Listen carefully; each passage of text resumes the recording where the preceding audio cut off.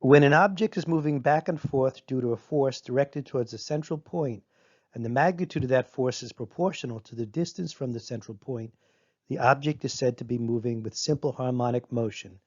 In this video, we will be looking at the simple harmonic motion in a pendulum.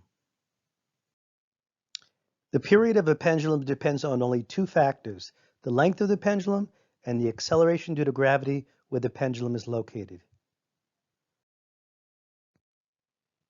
We can see from the following equation that if we wanted to double the period of the pendulum, you would have to quadruple its length. Notice that the mass and amplitude of the pendulum do not affect its period. If you give the pendulum a large amplitude, it would increase the maximum speed, but this is canceled out by the increased distance that the pendulum travels.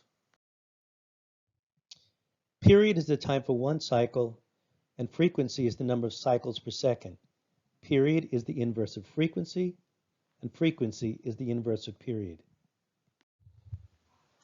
Kinetic energy is at its maximum value when the object is at the equilibrium position and x equals 0. And the kinetic energy is at the minimum at the ends when the amplitude is at the maximum value.